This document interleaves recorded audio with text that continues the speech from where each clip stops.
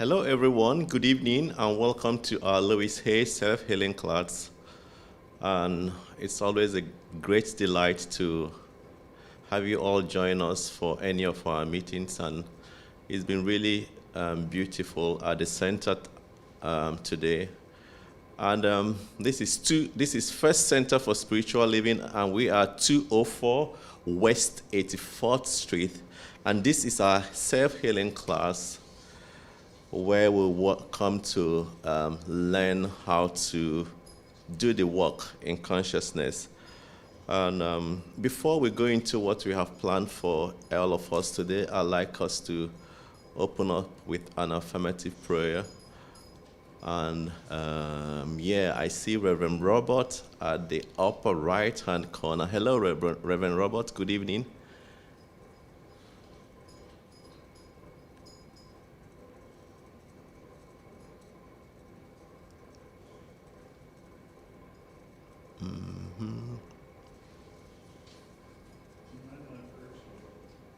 Yeah, I know you heard me trying to unmute.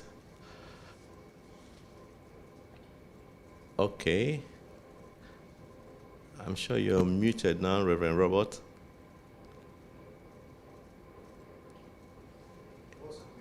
Yeah, you. Okay, He's having problems with his vision, remember? You were unmuted a minute ago. Okay,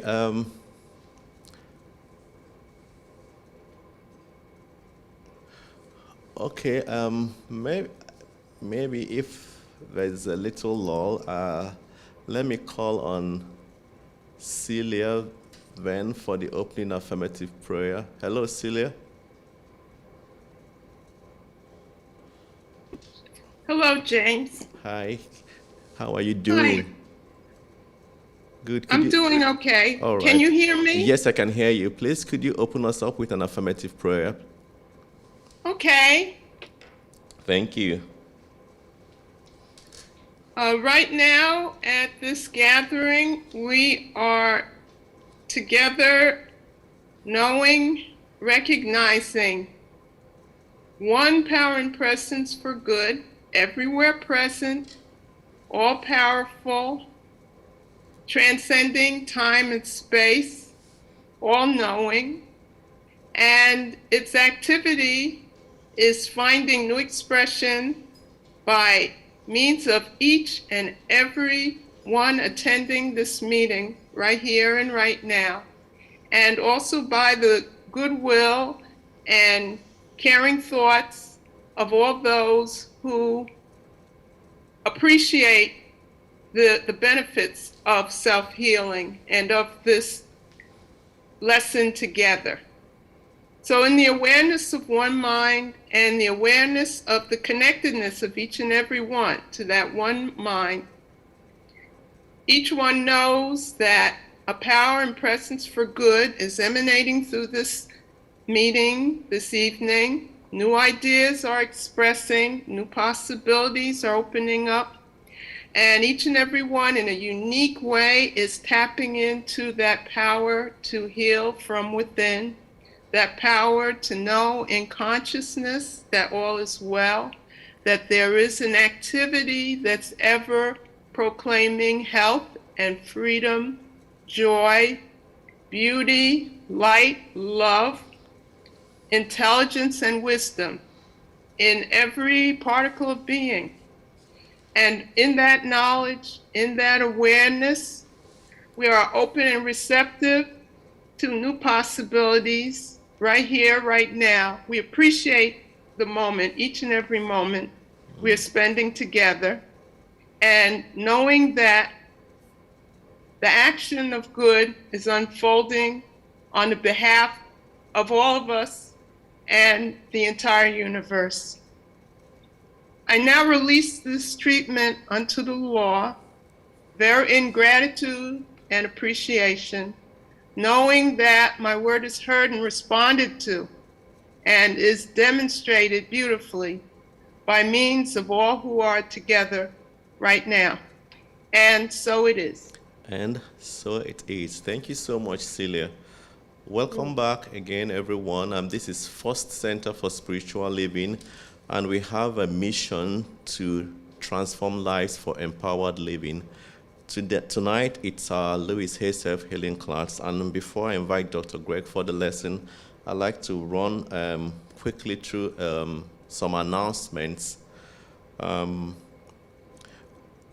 December 5th, the first Sunday in December, we'll have a meeting where we invite everyone, both friends and families and well-wishers, to come and join us and have a good time, community sharing at the center. It will be immediately after the lesson for the day. So we're looking at 12 noon. We invite everyone to come, bring your friends and well-wishers and family members to come and have share community with each and every one of us here at the center. We look forward to having all of you, and we'll have refreshments too.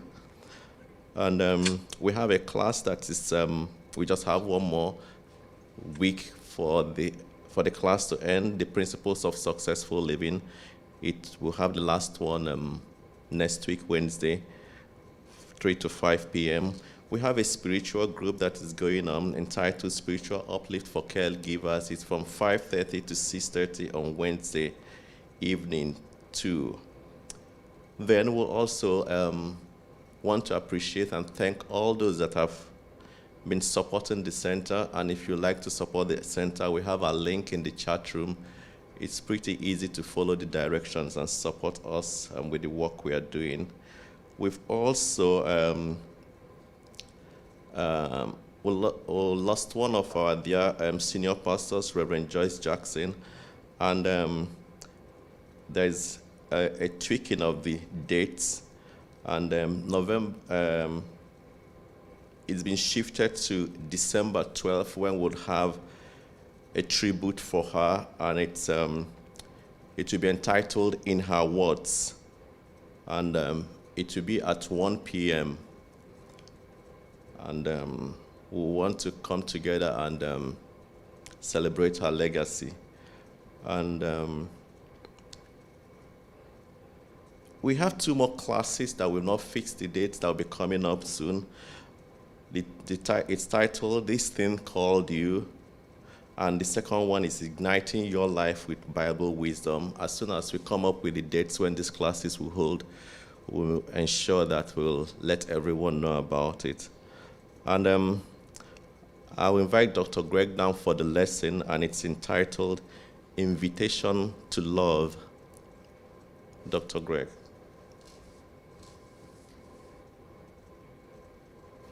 Hi, everybody. Welcome to First Center for Spiritual Living in New York City. I want to welcome you to our self-healing class. This is a class that we present every Thursday night. I've been presenting this class for over 30 years. I've been working with the book You Can Heal Your Life, which I'm holding right here for all to see. And it's usually in this, looks like this, though there are other editions of it that are more fancy. It's the same book. This book is now translated into 28 languages, and I believe 66 million copies. And Louise Hay became a phenomena. She started doing her research and performing her practitioner work at this center, our center here in New York City. We've had 4 pastors, and I believe she was taught largely by the first, Raymond Charles Barker, and possibly Stuart Grayson, if I'm correct. So when I'm reading her material from You Can Heal Your Life, I'm always realizing that I'm reading passages from what is the Science of Mind textbook. And Louise had a very unique gift in that she distilled information that, like any textbook, where sometimes it can be a lot to comprehend, take it in. And for those of us who have been religious science students, we've had to really study it, right? She was able to take this information, this life-changing information, and simplify it and make it usable, accessible, understandable for everyone. The book You Can Heal Your Life has gone on to do great work. Louise founded the Hay House Publishing Company and was able to, through her leadership and her just who she was, she's been able to publish many dozens of New Thought authors, and millions of people have been helped because of her life and her, what she calls her philosophy, her simple philosophy.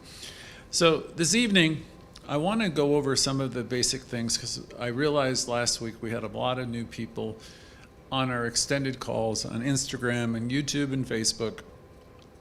So I thought this would be a good night to come back to the center. So we've got a minute or two meditation that some of you are very fond of, which I'm happy to share with you.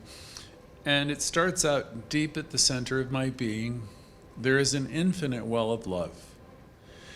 I now center myself and I allow this love to flow to the surface, filling my heart, my body, my mind, my consciousness, my very being.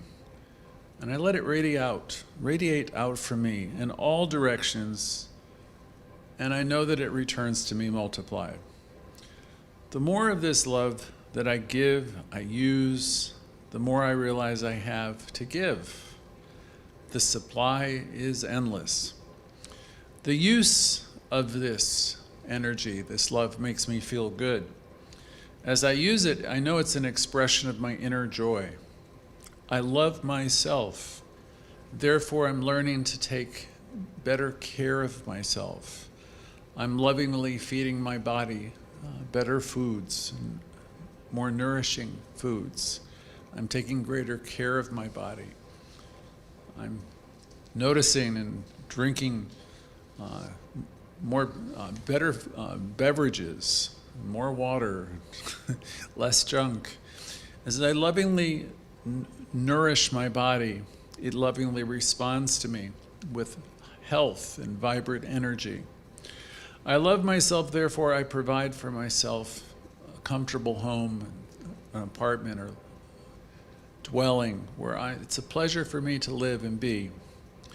And I fill my space with the vibration of love so that anyone who comes into my room or my dwelling, myself included, can feel nurtured by this love.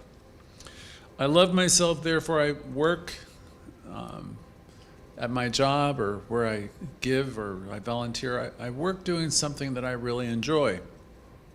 And I do so in some type of occupation or hobby that uses my creative talents and abilities and allows me to work with people and for people that I care about, that I love, and that love me, and I earn the money I need to through my job or other ways.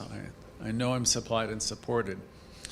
I love myself, therefore I behave and I think in a loving way. That's my practice. I behave and I think in a loving way to all people, wherever I find them, because I know that whatever I give out comes back to me multiplied. And I only attract loving people into my world, for they are a mirror of what I know that I am. I love myself, therefore I forgive myself, I forgive others, and I release the past. I release grievances and judgments. I release it all so I can be free. I am free. I love myself, therefore I totally commit to living my life in the now. I'm releasing the past. I'm committed to living my life in this day and what's happening today. And as I do, I'm going to experience each moment as good, and I'm going to know that my future is bright and joyous and really secure because I'm living in the now. I'm not living in yesterday. I've released the past and I forgive everyone. I'm secure. I'm one with the one. I know that I'm a beloved child of the universe and that the universe lovingly takes care of me now at all times and will forever more.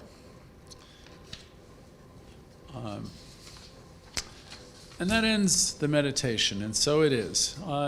So it's a very powerful meditation. I'm very fond of it. I've been using versions of it, as I say, for the past 3 decades. And I've been taking that message into the spiritual organizations that I've led and also support groups that I have facilitated in hospitals and in treatment centers and for the school system. And I've seen the Louise Hay material touch people, mothers with children, people with AIDS, people who were dealing with what they called terminal illnesses at the time. I know the power that we have access to through the Louise Hay material and the material we teach, the science of mind. Here's the thing that we teach in the classes. Our life can be full of challenges. And on some level, we bring them in, we create them. And that isn't to ever suggest that you are to blame for anything. When Louise Hay stated that we're each 100% responsible for all the things that happen to us, sometimes that is interpreted by people. They hear it wrong. By that I mean, when she said we're each 100% responsible for everything that happens, there wasn't a shred of blame in that statement. What she was getting at is she was introducing what we learn in the textbook, The Law of Mind. What Louise was getting at when she said we're each 100% responsible, she's really speaking to the fact that you live in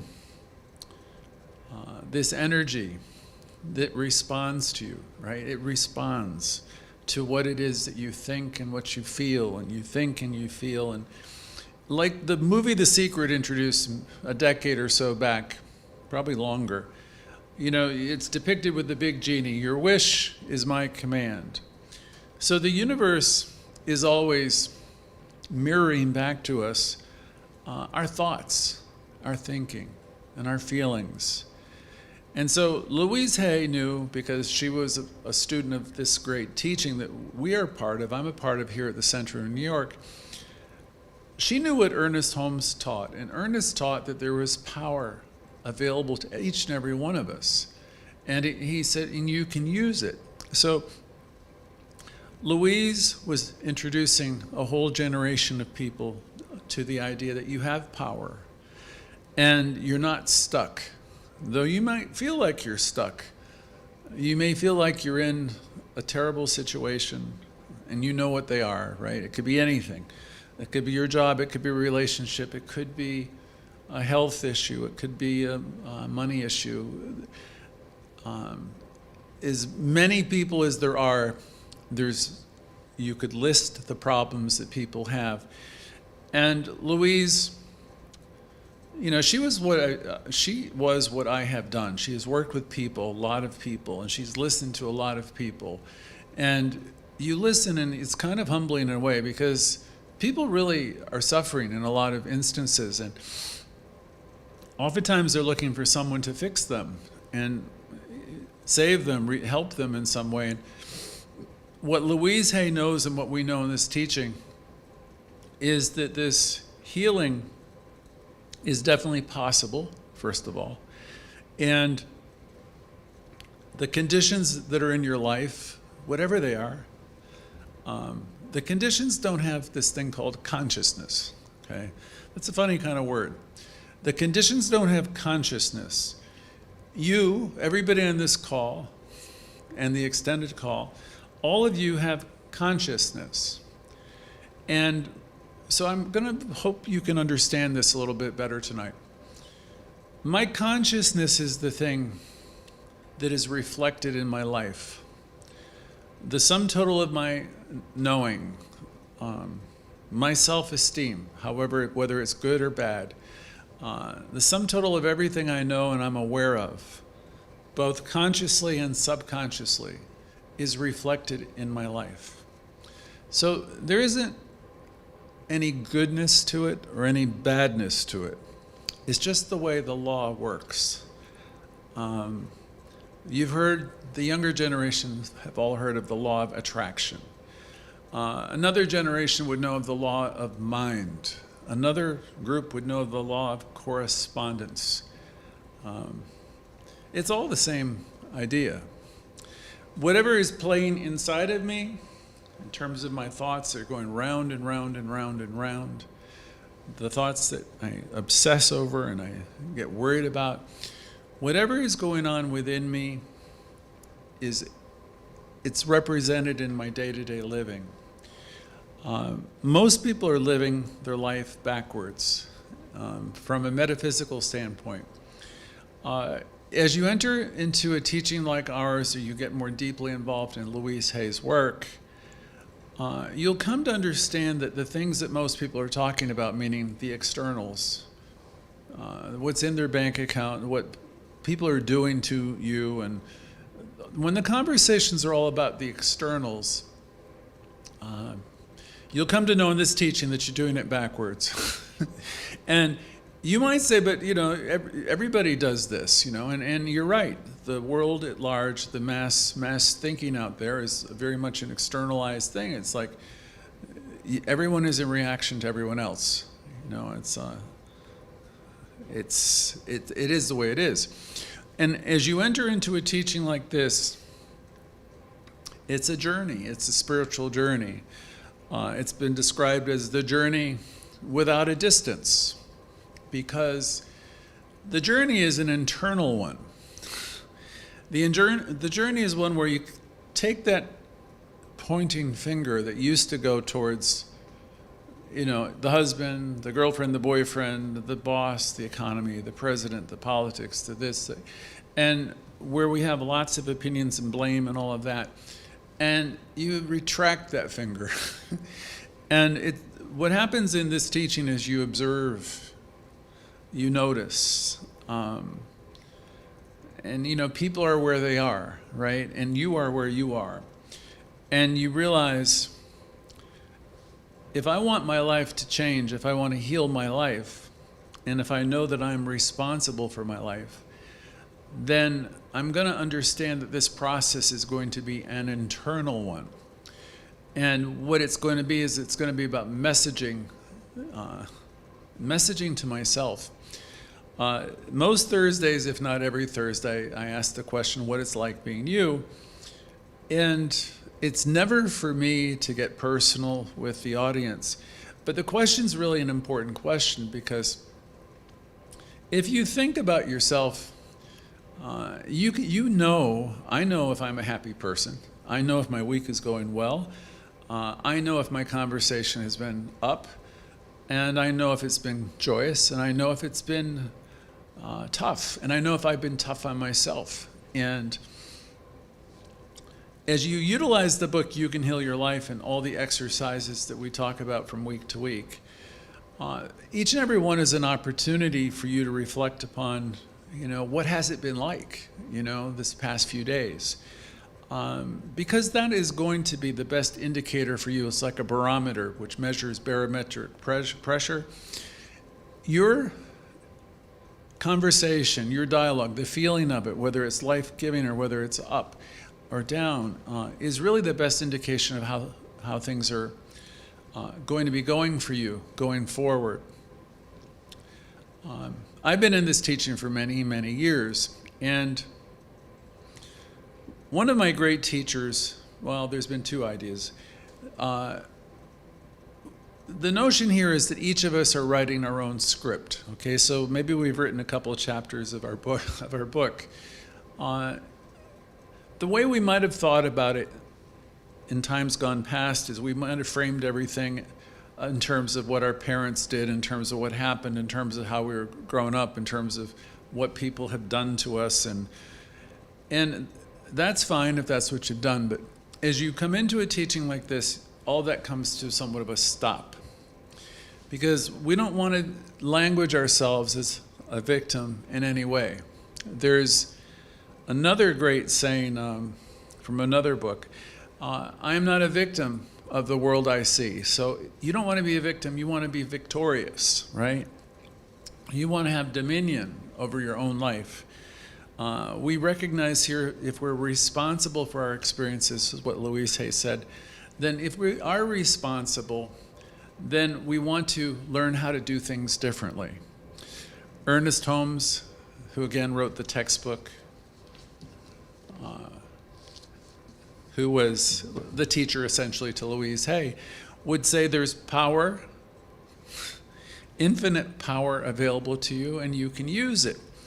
And Dr. Holmes would make the assertion that, okay, so you exist as pure potential. You have all the power at the world at your disposal. But what we do is we get sidetracked with our training. From the Book 4 agreements, we have all these agreements that we've listened to, agreed to, and sometimes we're not thinking our own thoughts anymore, and we're not really living in the now. Because if you're living in the now, you've dropped the resentments, you've dropped the judgments. You're able to have new moments with everybody and all the time. So, that's really the challenge. How do you wake up each day with positive expectancy and greet the people that you've interacted with in a very new and clean way and full of optimism, and where you've forgiven them because you've known they've done the best they could, and you are clean as a whistle and you're in a new moment. And you're not carrying any baggage with you. Dr. Holmes would say, people are carrying around these ancient corpses, and what he was talking about is resentments and just a ton of stuff, which were a lot of preconceived ideas that have been taught to you for all your life. And so, as we come into this teaching and we approach the information that Louise Hay teaches, the challenge is to be in a new moment where you're filled with the awareness of presence and the perfection that's here.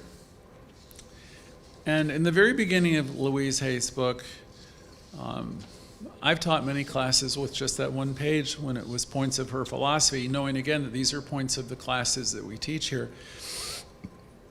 The first I already covered, that we're each responsible for all our life experiences.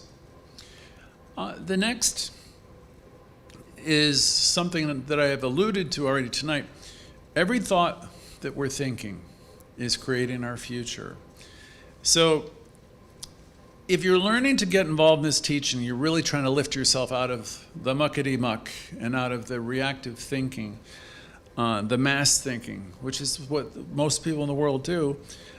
We realize, okay, I'm not a victim, I'm responsible. And I realize every thought I think is creating my life. So if that is true, and we know that's true, then I have the ability to choose what I'm going to think. I don't have to continually gripe. I don't have to continually be Chicken Little. By that I mean the character who was screaming, "The sky is falling." I can be different than that. I can make a decision today that I'm going to stop complaining about my partner, and I'm going to stop complaining about the economy. I'm going to stop complaining about the prices. I'm going to stop complaining about the poor service. I'm going to stop complaining about everything. What would that be like if you just made a decision that you're going to stop complaining? Every thought we think, right, creates these worlds of reality. So here you are, maestro. You're really playing the music, right? Or you're authoring your own book.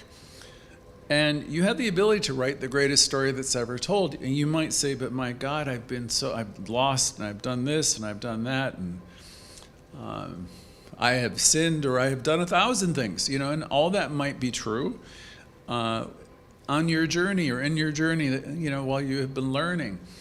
But it doesn't mean it has to be true from this moment going forward.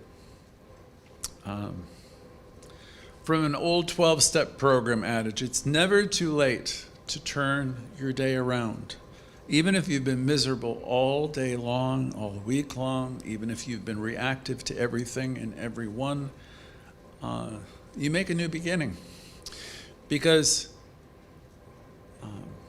as Ram Dass advised 30 years ago, be here now. See if you can drop the complaint, drop the story, who's bad, who's done what to whom, and be here now, where you are innocent of all that stuff, and where you can be your own best friend, and you can say, listen, I love you, you've gone there again, it doesn't matter, you're going to do better, and be here right now. and start messaging yourself in a loving way, and treat yourself like you're somebody who matters. Treat yourself like you are a beautiful friend. Many of us are much better to our friends than we are to ourselves. And the thing is, the journey here, the journey without a distance, is to develop an inner dialogue with yourself that's beautiful and that's life-affirming, where you might be able to authentically say, I love, accept, and approve of you exactly as you are. And really work on that. I love, accept, and approve of you exactly as you are. And you might say that to yourself looking into the mirror. I love, accept, and approve of myself exactly as I am. I don't know how much of this sinks into people, because I know lots of people are watching this now on the various platforms, but this is the journey. It's about really becoming more mindful of what it is that's living in you, that's just repetitive thought, that's looping around. Some people call it old tapes. They'll say, I've got so many old tapes and I have so many prejudices. I mean, meaning opinions about everything, right? And oftentimes those opinions are not good opinions. They're toxic or they're negative. And you've got to be smart enough to know if you keep spinning negativity, then you know what your life is going to reflect. If you are mimicking the nursery character, Chicken Little, where if pretty much what lives in your consciousness is everything's fallen to hell and going to hell, from the economy to my life to my age to my body to, if it's ain't it awful, and if that's what's spinning inside of you, then you're going to attract all these negative things to you, and it's not going to be fun being you, right? So first of all, you have the ability to turn it around. Secondly, there's power available to you, and you can learn to use it. That was the great message of Ernest Holmes. And Louise Hay hit a chord, with the book. My goodness, 66 million people. And she said the bottom line for everybody, she said, you listen to all the kinds of stories and they got all kinds of pain. But the bottom line, the underlying thing for everybody is they don't feel okay. They don't feel okay being who they are.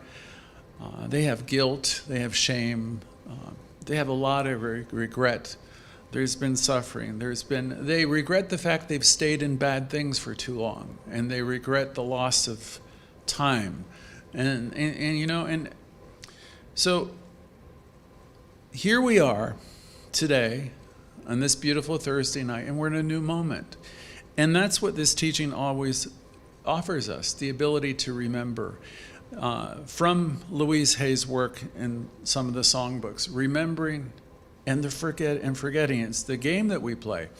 So we come together on Thursdays and we come together on Sundays and we listen to the talks again on Facebook. And we read, materials to remind ourselves that we are connected. We can plug into this source, and we don't have to be like everybody in the world who's doing reaction. You can plug in, you can be reminded of the truth of who you are, and you can live from a much more connected place. You can level up, and you can remember that, hey, I'm a spiritual being. I'm one with the one. There's a divine font of intelligence inside of me. There's an internal guidance system within me. There's spirit within me that's always wooing me. That's the word, wooing me, and attempting to get my attention and get me back on track. You can get yourself on track and stay on track to the extent you plug in, to the extent you stay in calls like this. I've been doing this for many years now, like 3 decades. It's a lot of time. And I see people who drift in and drift out. And then invariably they'll say, oh my God, Greg, I wish I had stayed. And I had, I was doing so well. And then whatever, I got involved and I did this and I did that. And my life has gone to hell. It doesn't have to be that way. I don't claim to be any smarter than anyone else. The only thing I can tell you is I've always been involved in a class. I might be in the back of the room just listening, or I might be participating, I might be teaching it, I might be presenting it. But I've always found the time to plug in, take that hour or two out of a week, is certainly less expensive than seeing a therapist, and probably more therapeutic, because what we're going to be reminding you of every single week here is, well, first of all, how wonderful you are. And secondly, we're going to remind you to keep reminding yourself of how wonderful you are, and that you exist as pure potential, and that you can learn to live the affirmative life, and you can heal your life. There isn't any area of your life that can't be bettered as a result of practicing this teaching and adopting some of what Louise calls, in the entry of her book, points of her philosophy. They can truly heal your life, change your life, and I know they will if you make the commitment to the most important person in the world, which is you. So it's my pleasure always to present this material. We're available to assist in any way we can and teach you how to do affirmative prayer. We're never here making you dependent on us. We have a teaching that will empower you. You can use it and prove it for yourself. So I'm going to meet you at the other side of this break, and this will be a time. I don't want people to feel like they have to share. I think newcomers sometimes feel like they're compelled to share. You don't have to. If you're watching us on Facebook or Instagram or YouTube, it's always great if you can join us, send your invitation, we'll invite you in. It's a more intimate experience if you're involved in the Zoom call. We usually go through and call whoever's there, and if you don't feel like sharing, just don't. We'll move on to the next person. We're always inviting you into the conversation, but share at your level of comfortability, that's all. So we'll see you in just a moment after this brief intermission.